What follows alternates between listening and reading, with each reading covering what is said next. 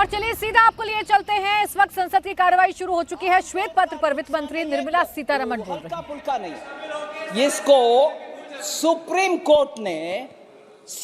Court ने उनके statement में ये कहा, allocation method itself was wrongly set up, illegal backdoor route के द्वारा हुआ है, और I am quoting now, the hands of private companies for commercial use was seen in it. Commercial use unquote, क्योंकि पीछे के दरवाजे से प्राइवेट कंपनीज को बेनिफिट दिलाने के लिए, और मैं इसमें सुप्रीम कोर्ट के विषय नहीं, मैं इसमें जोड़ रही हूं, मीडिया के रिपोर्ट के मुताबिक जोड़ रही हूं, उसमें गुटखा कंपनी को, गुटखा तैयार करने वाले को भी कोल माइनिंग में इन्होंने लाइसेंस दिलवाए। इतना गंभीर काम किया है। और सीएजी के रिपोर्ट में सर, सीएजी के रिपोर्ट में ये बोला गया कोल स्कैम के ऊपर 1.86 लाख करोड़ का भारत के लिए नुकसान पहुंचाया। 1.86 लाख करोड़ का नुकसान इनके कोल स्कैम के वजह से भारत देश ने भुगतना पड़ा। फिर सर सुप्रीम कोर्ट उस सिचुएशन को इतना गंभीरता से लेकर के 214 कोल ब्लॉक्स का लाइसेंस को रद्द करवाया, पूरे रद्द कर दिया। सिस्टम हो गया, बंद हो गए, सफाई हो गया, मगर उससे क्या हुआ देश का, उसका देश के लिए क्या हुआ, उसका असर देश के लिए कितना हुआ। आज उसके असेसमेंट देख लीजिए सर, जॉब लॉस हुआ, इन्वेस्टमेंट नहीं आया इस देश में, उसके कारण एंसिलरी इंडस्ट्रीज जो एमएसएमई, छोटे उद्योग, लघु उद्योग, वो पूरे ठप पड़ा। फिर इलेक्ट्रिसिटी प्रोड्यूस करने के लिए कोयला इंपोर्ट करना पड़ा। देश भरपूर है कोल, देश में भरपूर है कोल, फिर भी इंपोर्ट करना पड़ा। फिर इलेक्ट्रिसिटी प्रोडक्शन पूरे के पूरे बंद हो गया था। और आपको भी याद होगा माननीय स्पीकर सर, आपको भी याद होगा स्पीकर सर, उस जमाने के पत्रकार लोग कितने लिखते थे। थर्मल कोल प्लांट में 3 दिन का स्टॉक है कोल, 4 दिन, 4th डे कोल नहीं है, कैसे प्रोड्यूस करेंगे, तब तक आएगा स्टॉक, नहीं आएगा। ऐसे टेंशन में पावर प्लांट्स चलते थे उस जमाने में। स्टॉक नहीं है, कोल नहीं आ रहा, बंद हो गया 214 कोल ब्लॉक्स का लाइसेंस, कैसे चलाएंगे देश। और उसका नतीजा देख लीजिए, loss in revenue for coal producing states. आज मगरमच्छी का आंसू, क्रोकोडाइल टीयर्स चला रहे हैं। कोल प्रोड्यूसिंग स्टेट्स कहां है सर? पूरे ईस्टर्न भाग में, पूर्वी भाग में है। झारखंड हो, छत्तीसगढ़ हो, इन सभी स्टेट्स का रेवेन्यू लॉस हुआ। इनका जिम्मेदारी उसमें कुछ है या नहीं? उसके लिए क्या काम किया? वेरस माननीय प्रधानमंत्री जी उधर पाइपलाइन गैस के कनेक्शन दिया, बरौनी रिफाइनरी पुनर्निर्माण किया, ये सब काम हम कर रहे हैं, मगर ये तो सत्यानाश करके गए। और सर हमने क्या करेक्टिव मेजर्स किया? हमारे करेक्टिव मेजर्स क्या है? ट्रांसपेरेंट तरीके से हम क्या कर रहे हैं?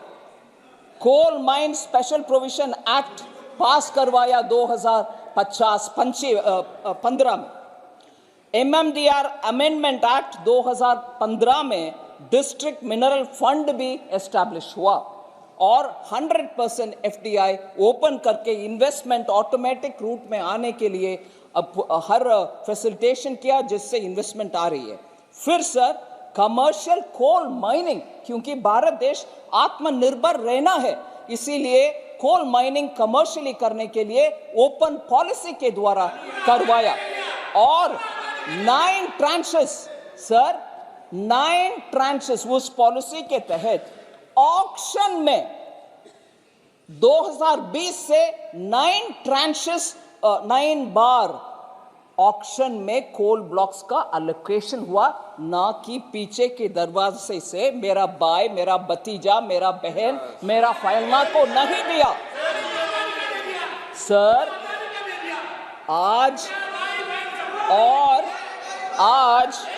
ये हमको क्रोनी कैपिटलिज्म पे ज्ञान देते हैं, क्रोनी कैपिटलिज्म के ऊपर ये ज्ञान देते हैं। हमें ये भी सोचना चाहिए सर, आपने कोयला को राख बनाया, जो कोयला भारत देश में है उसको राख बनाया।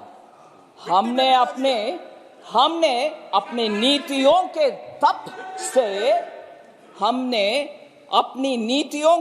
तप से कोयले को हीरा बना दिया।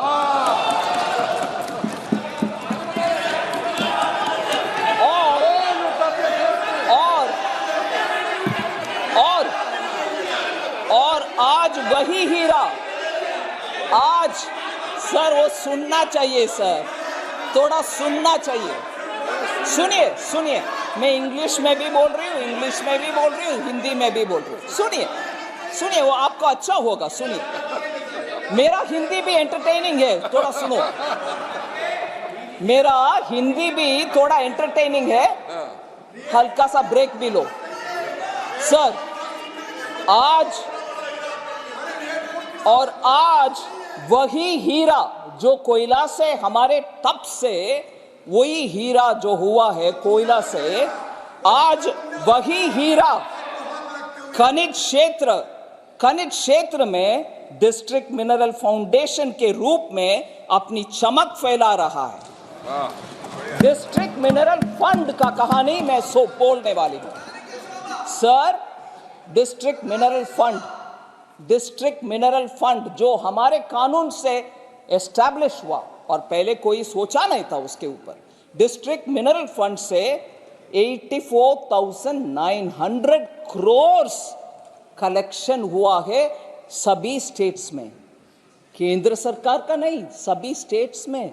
वो डिस्ट्रिक्ट में रहता है वो, और उसके कारण बहुत सारे एस्पिरेशनल डिस्ट्रिक्ट्स भी और ब्लॉक्स भी उसके कारण आज बेहतरी और बेटर टाइम्स देख रहे हैं।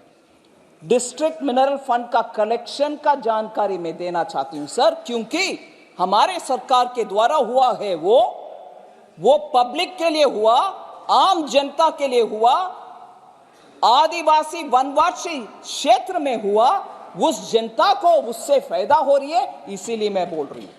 छत्तीसगढ़ में 12,000 crore DMF district mineral fund का कलेक्शन हुआ है। झारखंड में 11,600 करोड़ का कलेक्शन हुआ है। कर्नाटका में जहां पैसा नहीं जाता है हमारे यहां से, कर्नाटका में 4,467 करोड़ कलेक्शन हुआ है। ओडिशा में 24,600 करोड़ का कलेक्शन हुआ है। राजस्थान में 8,730 करोड़ का कलेक्शन हुआ है, और मेघालय जैसे नॉर्थ ईस्टर्न स्टेट में 90 करोड़ का कलेक्शन भी हुआ है। सर माइक अभी ठीक है। डिस्ट्रिक्ट मिनरल फंड का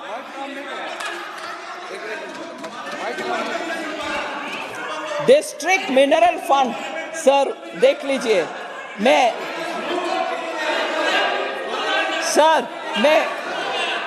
खुशी से बोल रही हूं सर, मैं आनंद से एक विषय बोलती हूं। एक मिनट, माइक काम नहीं चालू हो गया। माननीय सदस्यगण, आपके माननीय सदस्य और आपके कई माननीय सदस्य इस पे विचार रखेंगे। माननीय वित्त मंत्री जी अपना विचार रखें, आप अपना विचार रखें, देश तय करेगा। माननीय वित्त मंत्री ji. Thank you sir.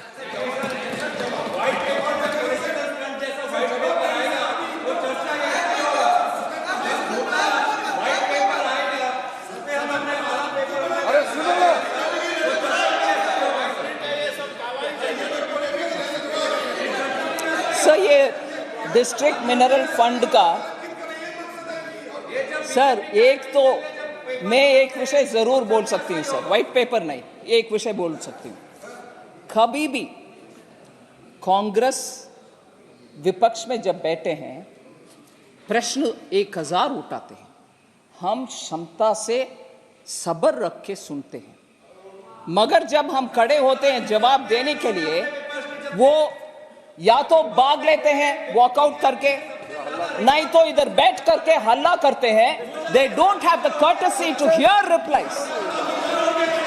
I challenge them, if they have the courage, let them sit down here and reply me. बैठ करके जवाब दो, सुनने के बाद जवाब दो, डिस्टर्ब ना करो, डिस्टर्ब ना करो। और वरिष्ठ युवा और फ्यूचर को बहुत बढ़िया बनाने के लिए जितना पोटेंशियल लोग में है, वो लोग भी ऐसे रोल बनाते हैं अपने आप को कि चिल्लाते रहो, महिला हो, पुरुष हो, प्राइम मिनिस्टर हो, कोई और हो, चिल्लाते रहो, क्योंकि सच्चाई आ रहा है इधर से, सच्चाई हम बोल रहे हैं, सुनेंगे नहीं। ठीक है, मैं बोलती हूं अभी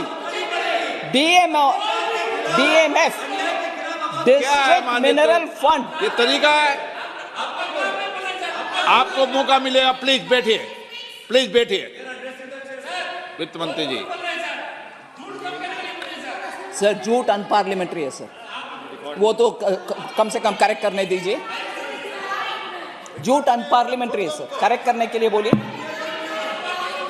सर डिस्ट्रिक्ट मिनरल फंड, इतना कलेक्शन के बारे में मैंने बोला। छत्तीसगढ़ में 12,000 करोड़, झारखंड में 11,600 करोड़, कर्नाटक में 4,467 करोड़, उड़ीसा 24,600 करोड़, राजस्थान 8,730 करोड़, मेघालय 90 करोड़।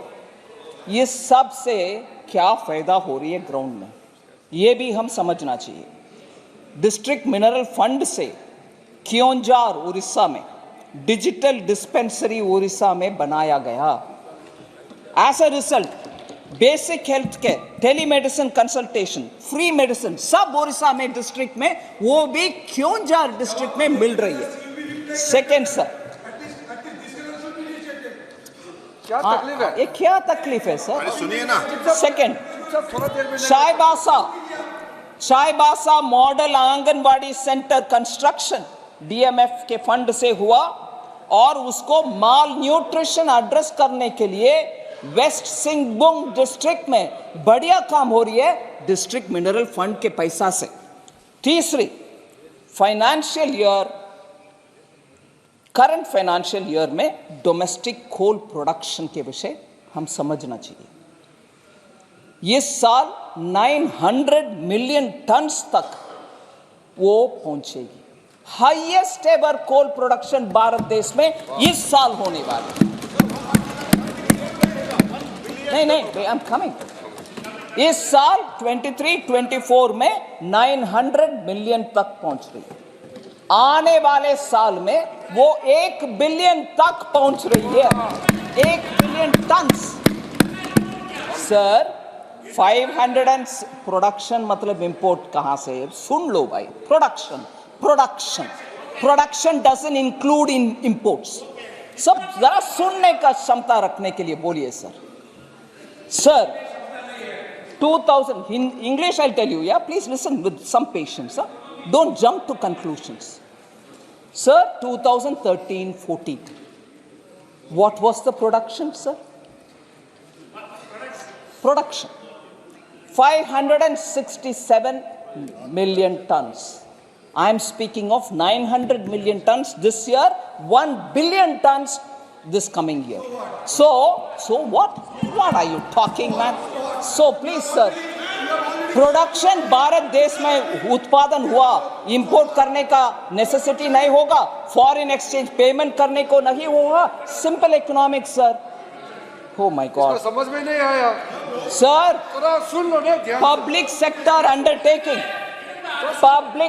अंडरटेकिंग कभी भी बोलते हैं ए प्राइवेट का इतना प्रोत्साहन दे रही हो, इनके पॉलिसी के द्वारा पब्लिक सेक्टर भी बेनिफिट नहीं पहुंचा। आपको मालूम है कहां पहुंचा पब्लिक सेक्टर अभी? अयो please listen sir. PSU coal production Coal India production, Coal India public sector undertaking है सर, public sector undertaking, Coal India। Sir ये क्या हो रही है सर, ये क्या हो रही है सर? प्लीज बैठिए, What is going on? Please no, please बैठिए सर प्लीज। सुनो भाई सुनो, आदिर रंजन जी प्लीज सुनो भाई सुनो सर। पब्लिक सेक्टर अंडरटेकिंग कोल इंडिया लिमिटेड 2013-14 में से लेकर के 2013-14 से लेकर के आज तक और 22-23 तक कैपिटल एक्सपेंडिचर उनके द्वारा जो हुआ 4.3 टाइम्स हुआ है उससे पहले के जमाने से तुलने में। So public sector undertaking is also prospering, is also additionally investing, is also producing। ये जितना भी चल रहे हैं प्राइवेट सेक्टर के ऊपर सर, ये झूठ क्या है सर? पार्लियामेंट्री है क्या? Please remove that, remove, expunge करिए। ये झूठ क्या चीज है सर? I go to the next sir.